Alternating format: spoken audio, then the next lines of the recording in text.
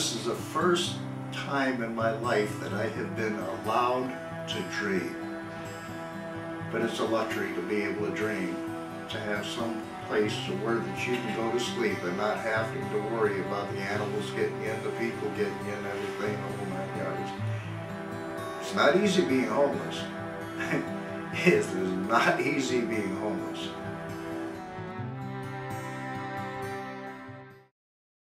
Rich people, poor people, beggar man, thief, can be homeless.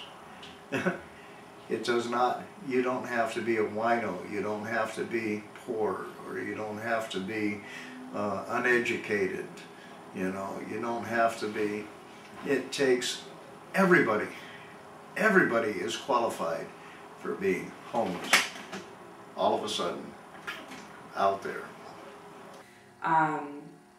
Individuals that we treat here usually have some form of substance abuse issue going on in their lives, and they're in some form of recovery. Many of our families have mental health issues. Children have behavioral issues.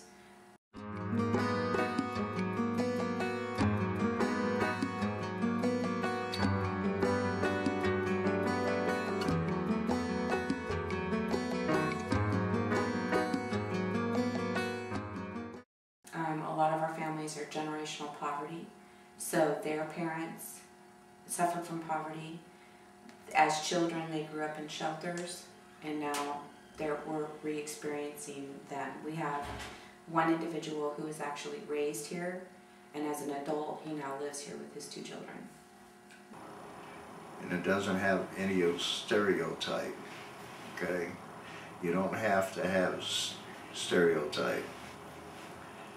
Because one day, you lose your job, and you're out there, and you haven't got a roof over your head. No prospect of having another check. Bank turns around and says, oh, you haven't made your payments, so you lose your house.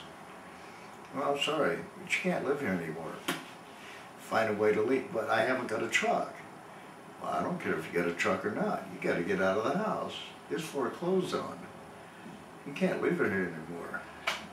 But, you can say all the buts you want, but next minute you know you're homeless. Once you have turned around and become homeless, without a place to live, you're not stable. You are not stable. You don't, you can't go to a job, say, well, hire me. Well, let me have your address. Well, I don't have one. I live in a cardboard box. You do? Well, I'm eating out of a dumpster. Well, they don't want to hire you. So you start losing that little, what do you call it, chain of your work history, places that you've been, or whatever. You're not putting it out there. But the reality is that we're in a very tough economy right now. And people are becoming homeless because they cannot meet their mortgages or they cannot pay their rent. And homelessness can happen to anyone. And people who feel that they are beyond that are wrong. I have mothers who are living here right now who did not choose homelessness for themselves. We have a mother who lost a job. She couldn't pay her rent. She became evicted. She had no family support, and she was living in a community shelter until she could get here. She doesn't have mental health issues, and she doesn't have substance abuse issues. She just fell on hard times.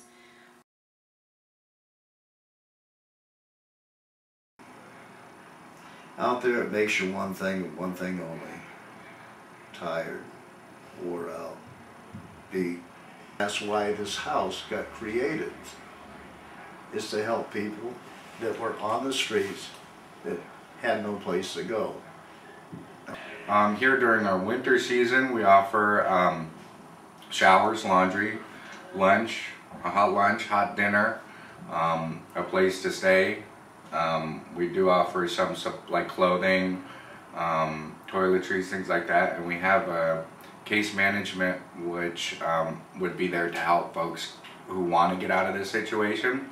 We do case management, which is where someone's actually working with the family every once a week for how many ever months is required, to make sure that they're meeting their goals for self-sufficiency. We have drug and alcohol counseling here on site. We have a food closet, a clothing closet. Well, it's not a closet actually, it's a room as big as this. We do functions for the children.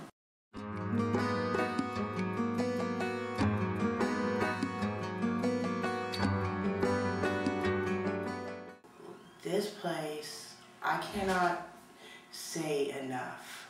I think this place, they should have a place like this in every town.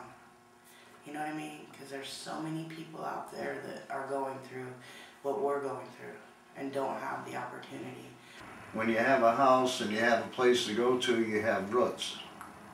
You have a place to hang your hat. You know, you have a place to leave your stuff, and you can get the needed rest that you have to have.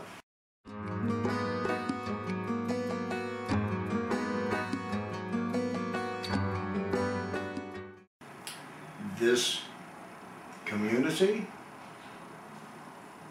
that goes beyond anything I've ever seen. You know, that they've got a good support system from one end to the other. And when you come into the house,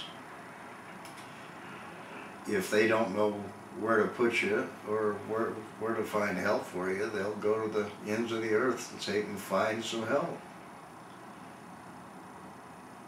Can't go to a finer place.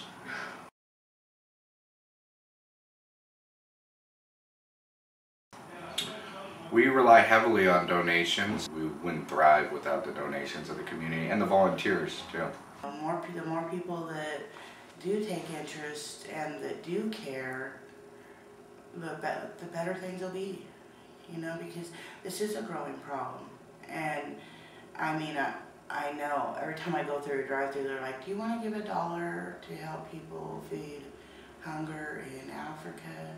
And I'm thinking, well, that's nice, but I'm more thinking about my people right here. You know, why aren't we helping our people right here in our own town?